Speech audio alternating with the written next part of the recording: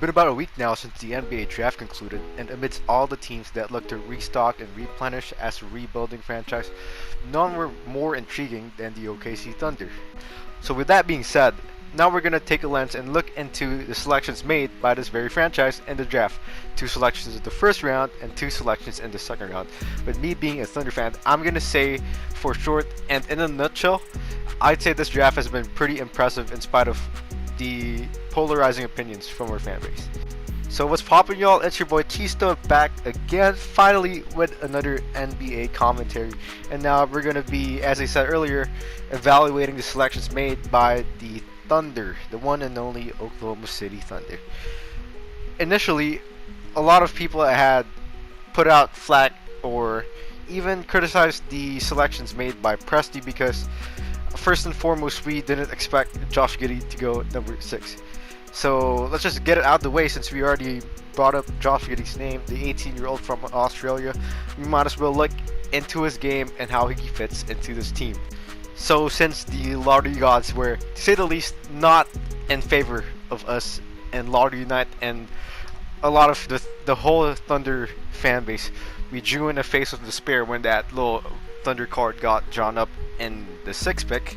We settled for Josh Giddey instead of maybe someone like Evan Mobley or Cade Cunningham.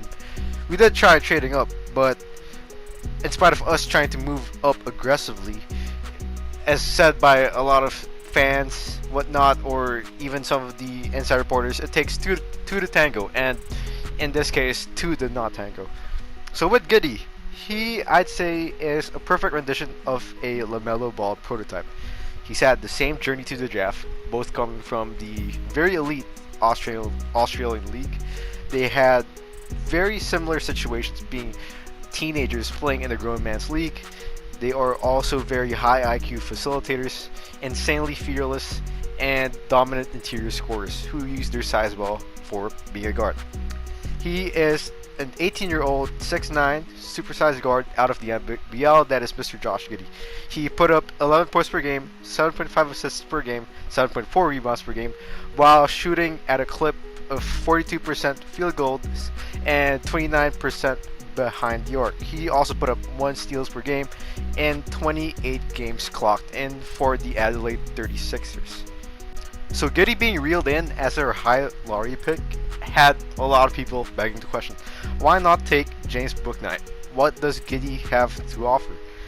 With his primary strengths being him being a positional playmaker who, let's just say, is Presti's new and reformed type. He goes and fantasizes over players like that.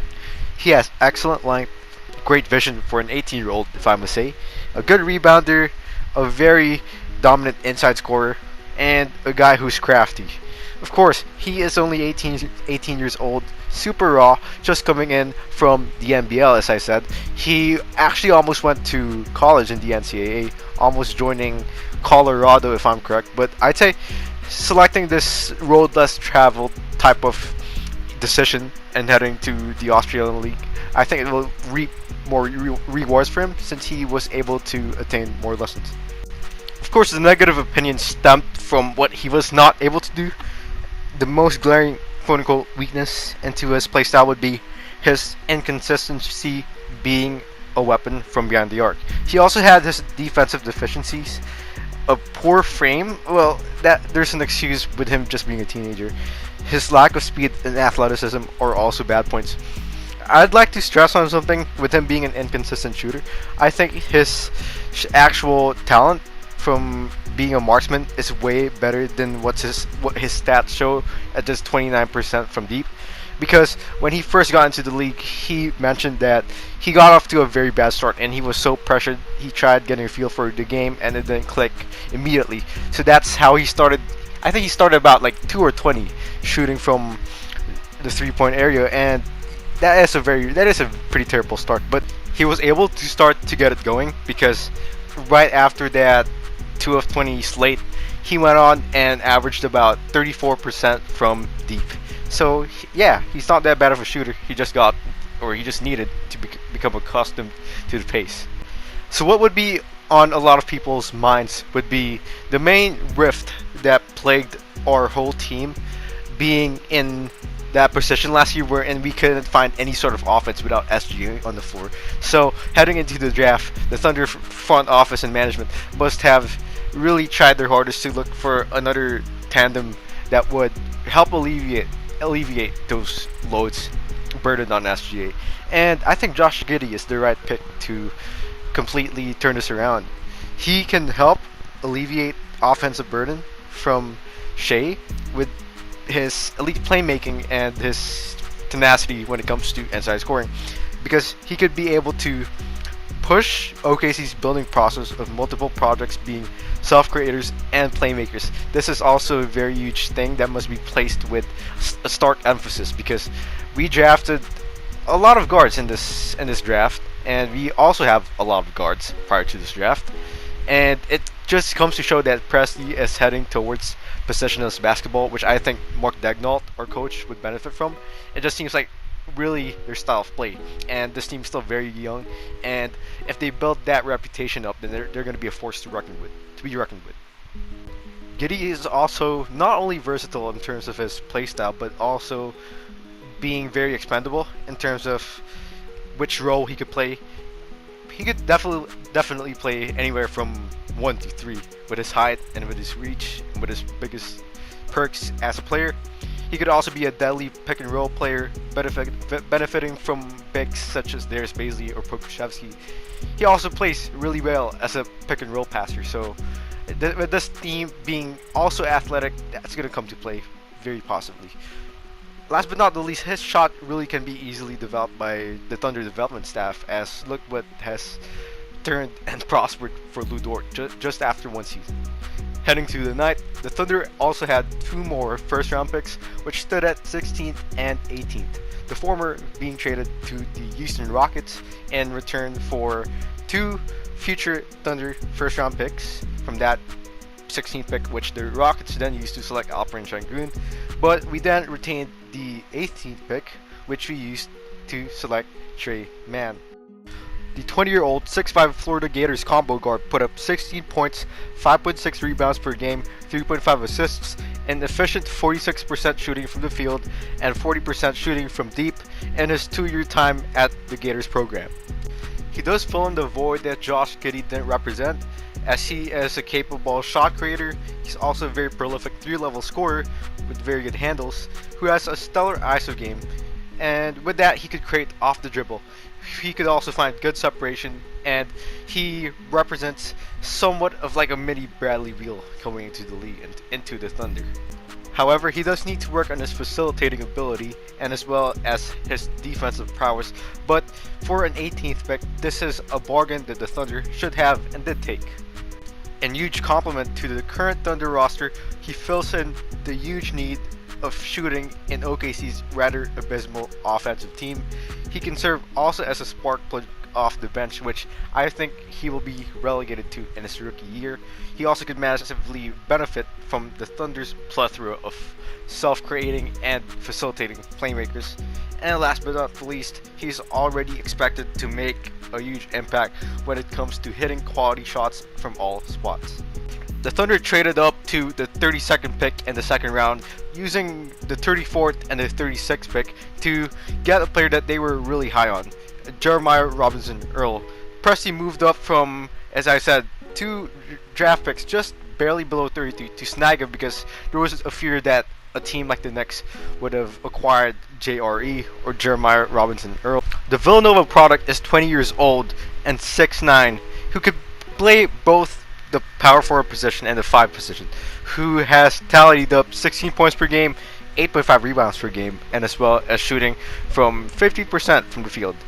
He embodies a fundamentally high IQ player, especially for his size. Very scrappy.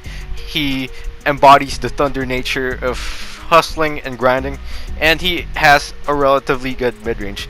Though this may be good for him, especially from a second round pick, but he has some areas to work on, such as him being a poor shooter, and he gets beat up by bigger bodies in the paint, which probably will be inevitable as he will try to adjust to the pro level of play.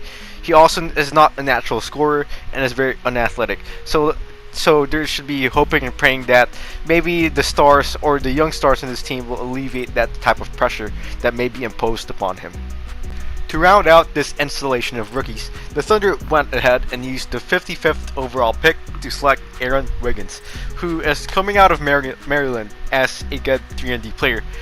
He also does fit the profile and identity, especially of the past and traditionalized Thunder team, being a 3-and-D player that could be relied on. With him being the 55th pick, I see him playing some minutes in the G League, and hopefully he does flourish there so that when he comes back, he looks game shaped and game ready. So far into this offseason, the Thunder have already made some relative moves to change up and switch up how the roster may be looking like, which first included them acquiring Derek Favors and as well as some other picks from the Jazz, who were looking to dump his salary into our franchise, which right now its status in the salary cap is super exuberant.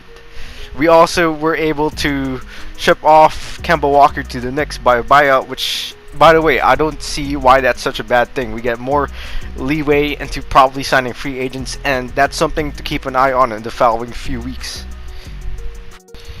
With how the draft has been recently concluded and how the Thunder is still pushing the envelope into how their future would be built up in a certain blueprint, we could read it towards that blueprint and realize that it's very blatant in what I said earlier, as they're heading towards possessionless basketball type of orientation.